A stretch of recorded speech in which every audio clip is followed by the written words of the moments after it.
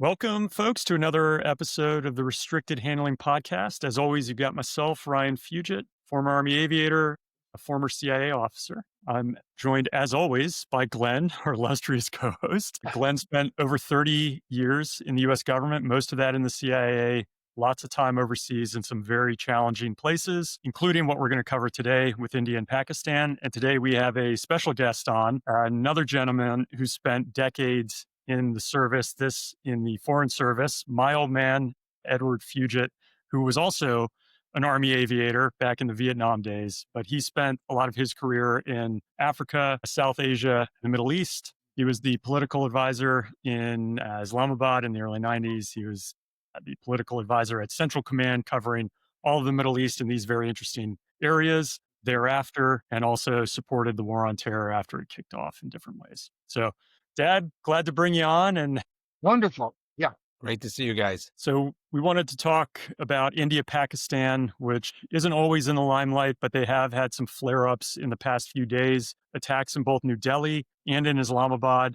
To be expected, a lot of blaming each other, as this is not unusual between these two countries. We had a pretty significant flare-up earlier this year in April and May with some attacks and then artillery and missiles fired over the border, focused on Kashmir, as usual. In this case, we're lucky to have both Glenn, yourself, and Dad on here because you both worked this country of Pakistan and this region for some time. So it'd be interesting to get your take. Let's start off initially here. There's news, obviously, of these attacks that happened in the past 2 days. They're somewhat isolated, but in the capital cities, which I feel like is unique. So Glenn, if I kick it over to you. Thanks, Ryan. And again, it's great to meet you. Great to meet your father. I'd rather turn the topic to questions about Ryan when he was younger and some of the antics he was involved in, but we could do another podcast on that. That's right. And a lot of those happened in Pakistan, evidently. Well, see, we know where to trace the roots of the conflict to. That's right. No, I mean, we should say, pass our condolences to all the families and the victims who were killed both in New Delhi and in Islamabad in attacks. Unfortunately, this is not new and it's not unknown.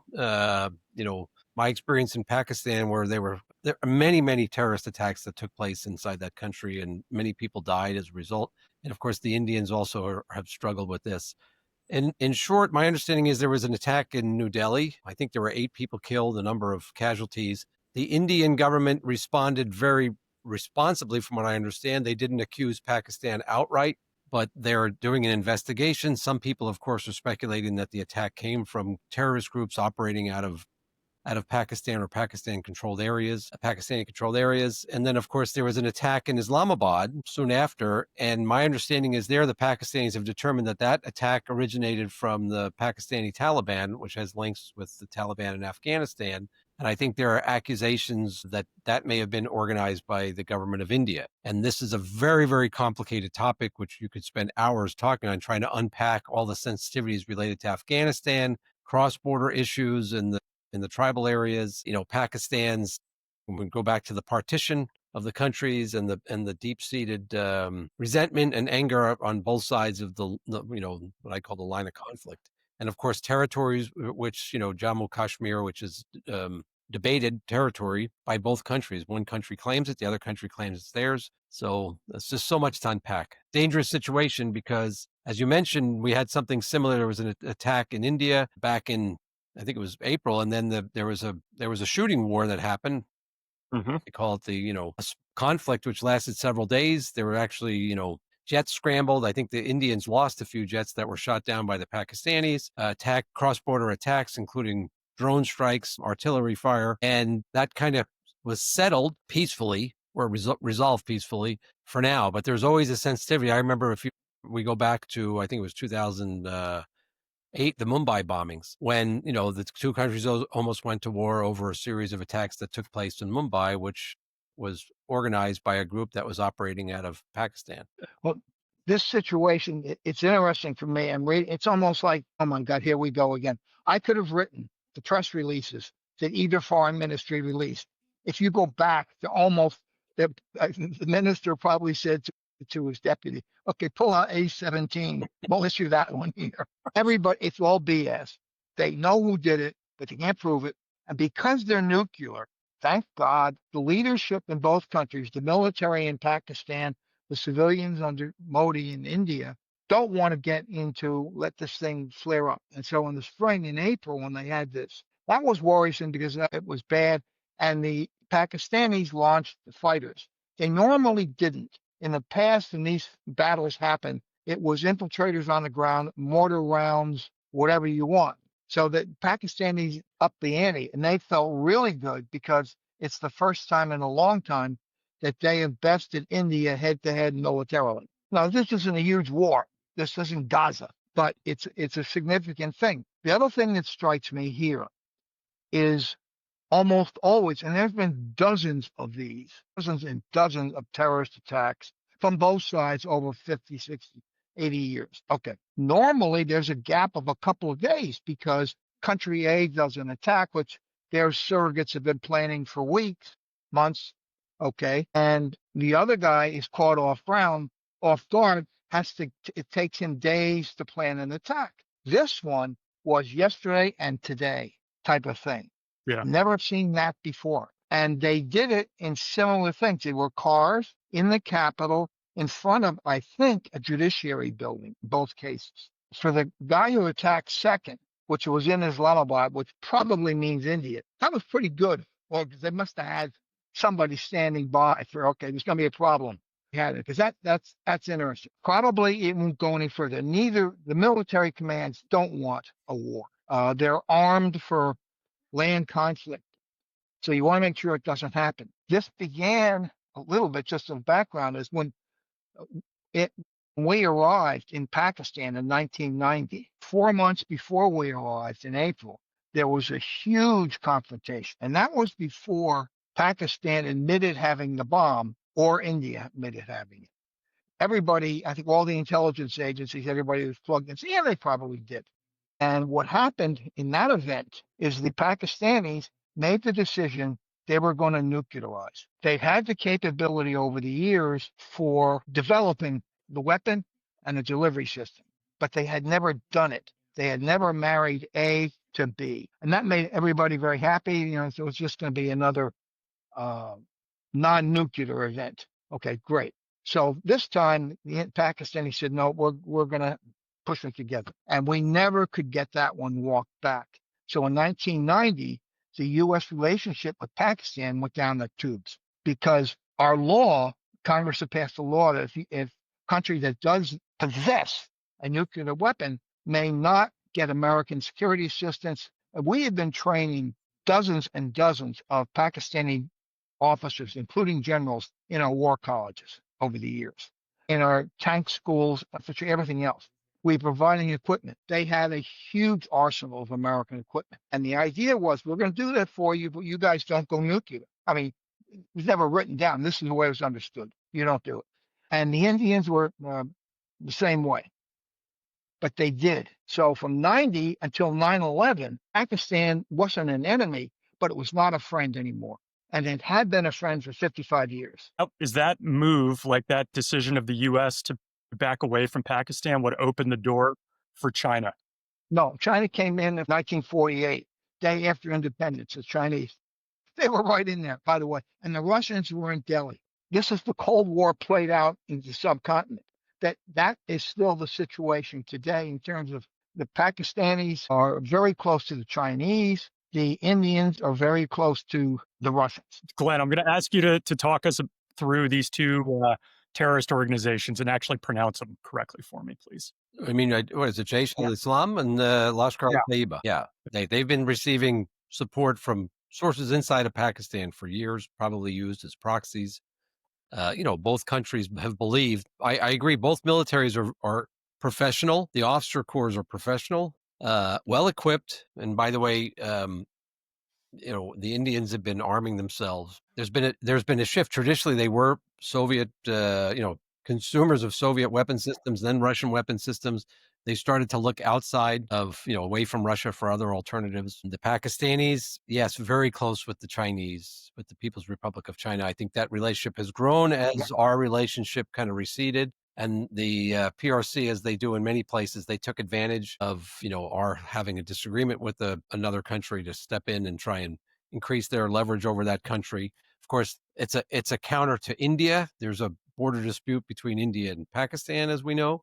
I mean, sorry, Huge. China and India. So it's a hot mess, right? And of course, Pakistan's bordered by Afghanistan. There's a lot of happening in Afghanistan, which, some of us have seen up front and personal. And the timing question is an interesting one. Like, why now?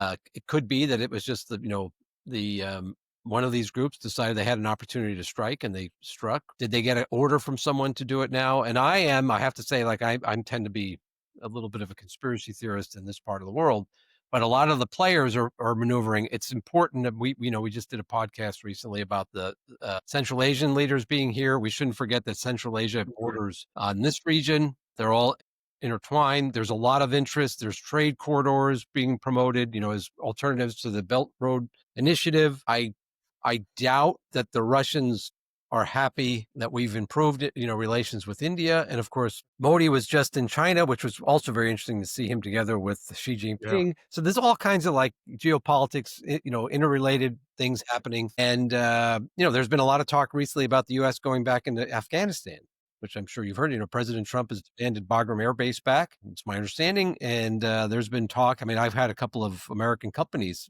expressing interest in going back into Afghanistan, which is interesting. I think all centered around the rare earth mineral. You know what did happen that was not on my radar? I'm sure you all saw it, but India reestablished its embassy in Kabul in October. No. So, just speculating here, it's not that far off from November 11th from late October. Dad, could I just ask you to explain to people the importance of India now having a foothold in Afghanistan as it pertains to Pakistan? Okay. The whole Afghan situation, going back to when they were, the Russians were fighting there, is incredibly complicated. But they wanted, the Pakistanis wanted Afghanistan to not be, most important single thing that Pakistan wanted in the 1980s was for Afghanistan not to become a proxy place for India against Pakistan. If you look at a map, Afghanistan is behind Pakistan. So they saw their geopolitical situation really screwed up. That is why, one of the reasons, they decided to support from 1981 on the Mujahideen. It's not the Taliban. The Taliban are 12 years later. The Taliban are 94. This was, 82. And the Pakistanis support them. We get involved, a lot of support. And I'm surprised it took them until November to reestablish. I presume they had an embassy before we evacuated Kabul. Then they evacuated, then they've come back in. And I didn't see that one. That's very interesting, geopolitically. That would really anger the Pakistanis. There's not much they can do. The other thing is these two groups you mentioned, Glenn, they aren't subsidiaries of India and Pakistan. They work with them. They sometimes take money and equipment. But these guys are political organizations in their own right. And the decision to make an attack or not make an attack is as much in their own leadership and what their own point of view is, as it is from Islamabad or from Delhi. So you go forward. That's why it's complicated. The Indians don't want this to get any worse. Pakistan the same way, but every time they do something, it goes bad, and that's what we have now in the short term. I don't think it's going to escalate much further, but it will repeat itself. It won't be an escalation; it'll be another attack of one or another. They can always revert to artillery barrages up in the Himalayas. They have just both countries, an incredible military base up in the glaciers. They're the only countries in the world that deploy forces at 15,000 feet and above. And I went up there one time with my commanding general. We took a little chopper up there, got out of the chopper. I just about died. There's no oxygen at 15,000 feet. Wow. So we sat up there and looked at this. So the package, there was the artillery. 100 yards away was the Indian artillery. Thank you. They're all ready to go after a war if they have to at 15,000 feet. So, one of the other interesting things that happened, and Glenn, I'll come to you here on this one, just as you talk about the professionalism of both armies, but in particular Pakistan, it's such an important part of their political system as well. But Asim Munir, who was the chief of army staff as of November of 2022, so several years, was promoted to field marshal earlier this year. And then my understanding is very recently, so just preceding these attacks, the Pakistani parliament passed an amendment to the constitution that created this chief of defense forces, which Munir would hold over all of the military in Pakistan, abolished certain other positions, but then also granted lifetime legal immunity and privileges to both, I think, the president and this position, which seems like it could be of a concern to India. But I'm not saying that led to these attacks, but that seems like a significant change in how Pakistan is operated. Yes, that is different. I mean, we've always watched in Pakistan is you need to watch the chief, it's the 4-star, the chief of army staff. The Pakistani military is structured. You only have one 4-star. The U.S., we have a dozen of different ones. They have one. And that person is omnipotent. Now, he may not publicly outrank the president and prime minister. Everybody knows he does, including the president and prime minister.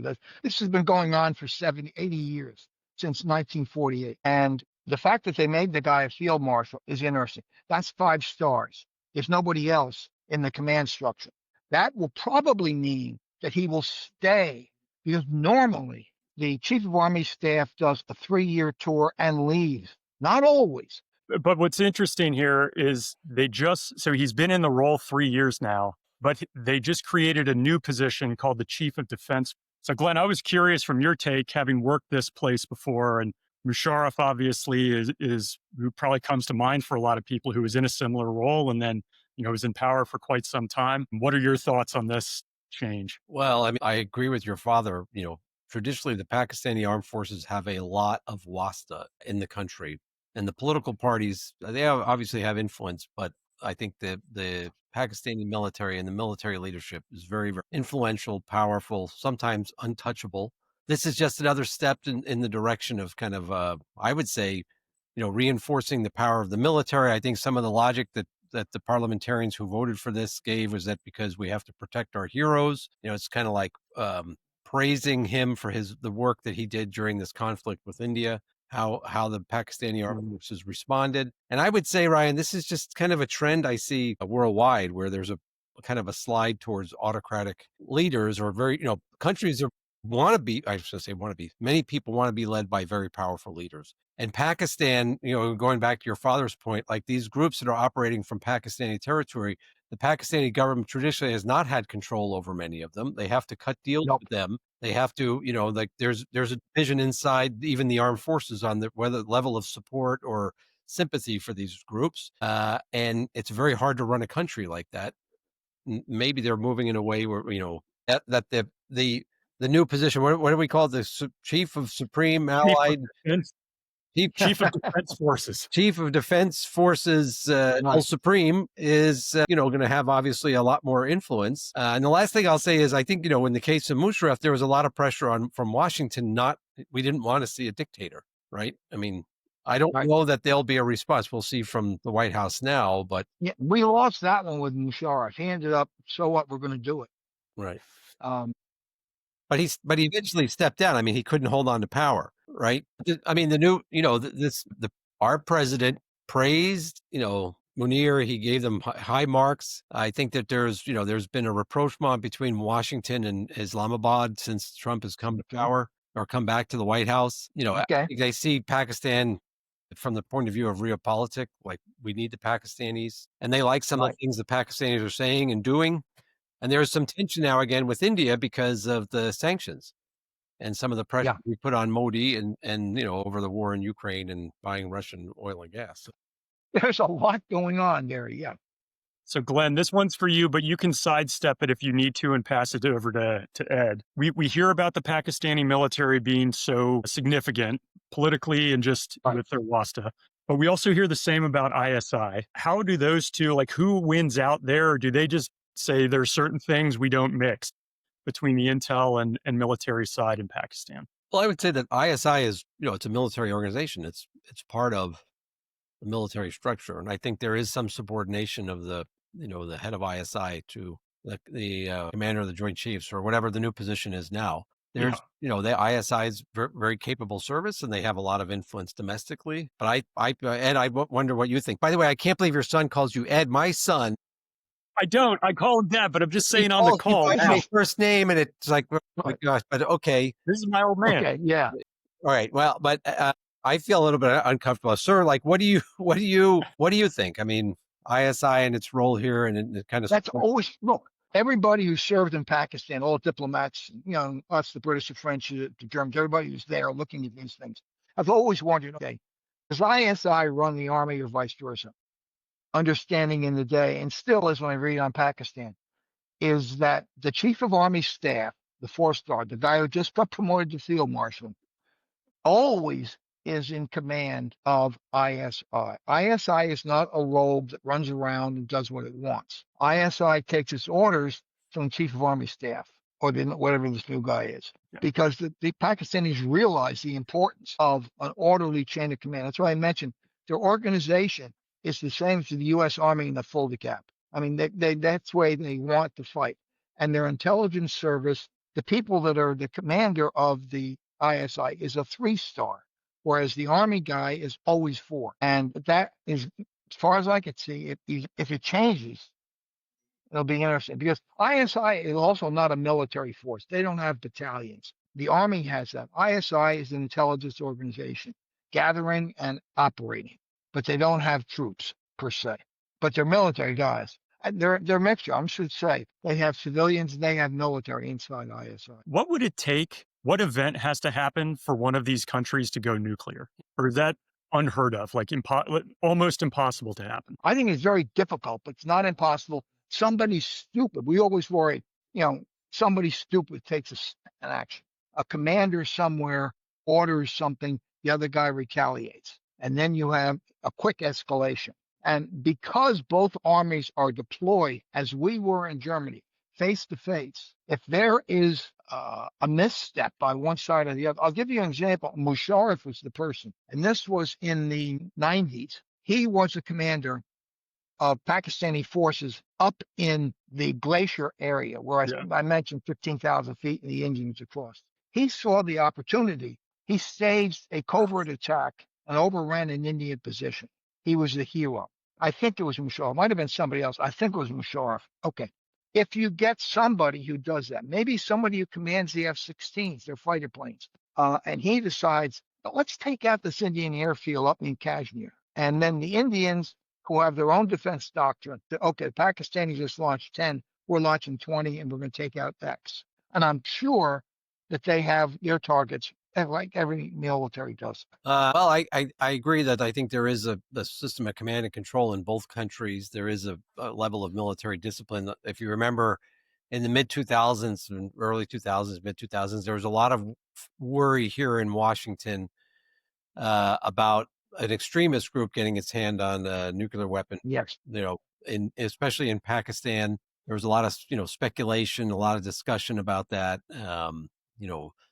For obvious reasons. So, but I think the Pakistanis have demonstrated so far that they've been through, again, if you go back to the Mumbai bombings, the countries, they scrambled their air forces, they were ready to go to war, and it was, I think the U.S. played a big role back then as well in kind of reducing the tensions and avoiding a hot war. And I would say, I think, and I hate to say this, but maybe it's a good thing in a way, they both have some depth. They can absorb these kind of events without going, at each other's throats completely, because they've been going through it for years. And it's something I think they also understand, because both intelligence services, the Indian RAW and ISI, and both countries have their IB, their intelligence bureaus. They probably understand that on the other side, that the governments don't have complete control over some of these groups. So it may not be, I'd say in some countries, if there's something happens, like if something happens in Russia, Putin knows about it and he approves it, right? I don't think it's the same way in Pakistan, and I don't think it's the same way in India all the time. That's my sense. Yeah. And I think the Indians and Pakistanis probably know that about each other. So there's a little. I may hope that will hold. Yeah. I mean, everything is great. Saying, yeah, they're not going to do it. We'll scramble a few planes. They'll scramble them. We'll see. But what's interesting, Ryan, I mean, is if you look, like nobody here, okay, we're just getting out of the government shutdown and we have so many other issues we're tracking. But this is just another, I said to some friends this morning, hey, like we're on the verge of another war. I said, what are you talking about? Like this is an area that it got a lot of attention and then we lost attention. Pakistan, India, the subcontinent. There was a period where there was a lot of attention, then it wanes, and that concerns me because we've talked about this before, and it's one of the goals of our podcast was to just keep educating Americans or keeping them tracking some of the events in corners of the world that don't get all the attention all the time. There's a lot of distractions. But this is a very, very important region, a critical region. And we learned the hard way when we turned our backs and walked away from Afghanistan after the Soviet withdrawal. And we kind of, if you ask the Pakistanis, they'll tell you the Americans abandoned us for various reasons. And so we should probably never make that mistake again. And I'm heartened by the fact that the Trump administration seems to be paying more attention and giving a little attention to Pakistan. But the problem there is that it's, I have two sons. If you show one too much attention, then the other one gets mad. Both my sons don't care it anymore because I just annoy them both. And I don't know what we do wrong, but now Ryan, you're in the same boat. You have sons. But anyway, if you do something, if we make a trade deal or we sign an agreement with India, then the Pakistanis get upset. So you can't please everybody all the time. And one of the problems, those of us that worked on this in the 90s and on, was the question of officers inside the Army becoming radicalized. Almost, we've got, our job was to get close to the officers in the military, particularly our defense attachés and everything else. And one of the things they noticed in the 90s, after we cut things off, is you began to see more of the officers with evidence of being Islamists. You saw a lot of them with beards, whereas before we hadn't. Because the 4-star general would travel over there to Pakistan 3 times a year and would meet with the high command and all that. So we were close to these guys and we got to see the top level of the Pakistani military. And you saw this evidence of Islamization of some of the officers, not all of them. There used to be in Rawalpindi, which is the headquarters of the Pakistani Army, a golf course that had bar there. And it was gin and tonics, everything else in the early 90s. Later on, a couple of years later, now that the gin, that you had tea there now, that was to all of us, okay, that's an indication. Certain people are in power and alcohol wasn't something that they wanted. Things like that are what you watch for. So the worry is that maybe somebody who took over as an Islamist rises to 3 or 4 stars. That's the scary part. One of the other things that's happened close by in the region recently is China has also made some purges in their military leadership. Yes. China has a very strong relationship, as you both described, with Pakistan. Not to indicate that that's some type of reason this happened, but it's a neighbor that they look to. Xi has been purging folks that used to be thought to be quite loyal to him to really install folks who are more loyal. To your point, Glenn, looks like Pakistan does the same thing to kind of shore up maybe some of that support, which is so important domestically. So I think that's an interesting move. Glenn, I'd ask you, if you're advising the administration in the U.S. these days, when it comes to Pakistan and India, thoughts? How would you be positioning the administration? Well, one is you just got to pay constant attention, and you need to give both sides equal attention. You need to engage. My personal view is, ignoring the problem. Again, we kind of made that mistake in the past, and it didn't work out well. You have to look at both the countries holistically. The world is super integrated now, and there's no more just saying, okay, it's bilaterally with Pakistan or bilaterally with India. It's all interconnected. You mentioned the People's Republic of China. They definitely have their interests. They've probably seen that we're increasing or improving our relationship with Islamabad again, which they may not like. The Russians have been meddling in that area for a while, including in Pakistan. So I would just tell the administration, you've got to give this the same amount of attention as you give some of the other hot button issues. And, people would always say what is our priority? Unfortunately, I think we just have a lot of priorities right now. These are 2 nuclear armed countries, very large populations. There's a lot to be gained by having good relations with both countries, but there's also a lot to lose if a large-scale war breaks out, and you could go down the list of all the negative consequences there. Oh yeah, it'd be terrible. Yeah, we do have, domestically too. We have a large Indian population. We have a large Pakistani population. So there's domestic. That's what's interesting too. The lobbying groups, I think, over the years have improved or their influence has grown, and Yep. they both have a say too, because that's how the country works. We're a That's democracy. interesting. Yeah. Question to both of you, and we'll start wrapping up here in just a second. But from your respective experiences in Pakistan, Dad, as you talk about going over with the 4-star and meeting the high command, Yeah. and the type of work you did, what was it that allowed you to connect well with the Pakistani military, like the seniors there? I'm sure going over there 3 times a year, I'm sure there are very specific things you were working towards, but in general, I assume a little bit is just constant contact. But was there Yes. something culturally that really worked with them that you I think it was that over the years, many of these officers had been to Leavenworth, to other U.S. military school, and they wanted to be able to link up with the Americans. That to them was very, very important. Mm, The Chinese were also there, but they staying tight with us was protection against India, because India was tight with the Soviet Union / Russia. So we were the counterbalance. The Chinese were, but we were also there. So yeah, they did want to work with us. Even in the end of the period 98, 99, which was the just before 9/11, we weren't doing anything with them. It was terrible. We all knew it was terrible, but they still wanted to, however we could do it.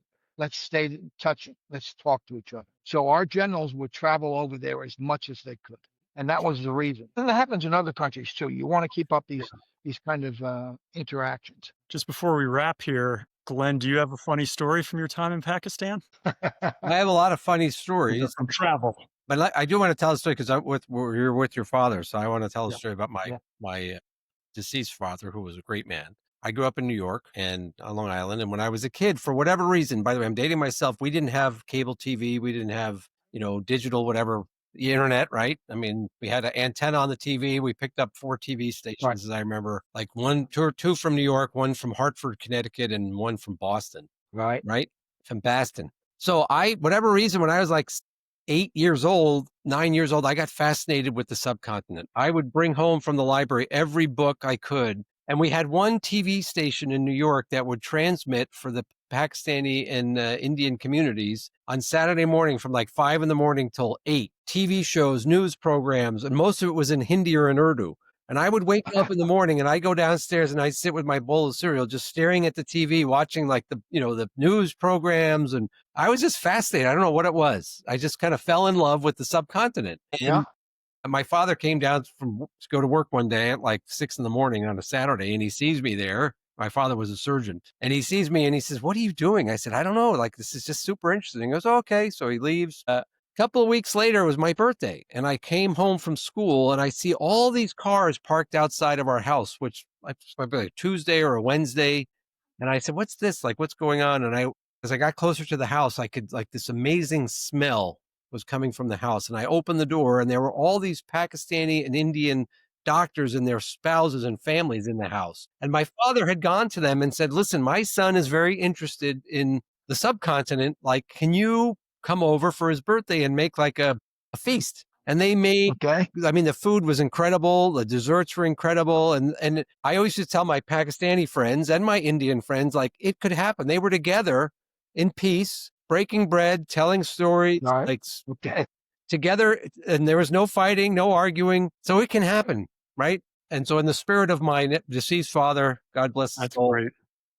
I'll never forget that. And, whenever I was in the region, I was very thankful to my father when he went out of his way to kind of encourage me to keep up that interest. And Okay. That's cool. yeah, so Dad, it makes me wonder, those nights where we'd have dip functions at our house, Yes. presumably, this is in Islamabad, presumably there's someone from the Indian mission coming over, right? Our next door neighbor was an Indian senior diplomat. Yeah. Sometimes they came. We didn't always invite them because that was amongst politicians. That was who are these guys? Yeah. But you'd have Indian like folks at the dip functions, right? Like mingling. Right. No, Did you you know? definitely did. All right, interesting. Okay. Glenn, anything we've missed that we should be touching on here with? no. I appreciate your dad coming on to talk about this. I think it is a really important region and another one that probably doesn't get enough attention. So it's something we got to keep an eye on. Do our best to help manage. Thanks, gents. Appreciate it. Catch you Okay. next. Thank you, Ryan. Yep. Thanks for listening and being a part of the RH community. Would you like to receive the same daily intel brief that Glenn and I read? You can get it for free at restrictedhandling.com. We've curated what we consider to be the most relevant and reputable sources on all things international security, geopolitics, military and intel ops, and economics and sanctions, focused exclusively on Russia, China, Iran, North Korea, and the Middle East, to include accompanying podcasts for Russia, China, economics, and spy stories. Just head to restrictedhandling.com, enter your email, and you'll get the daily briefs that Glenn and I both read, and you can leave comments and questions that we can respond to. Thanks again for listening. Stay safe.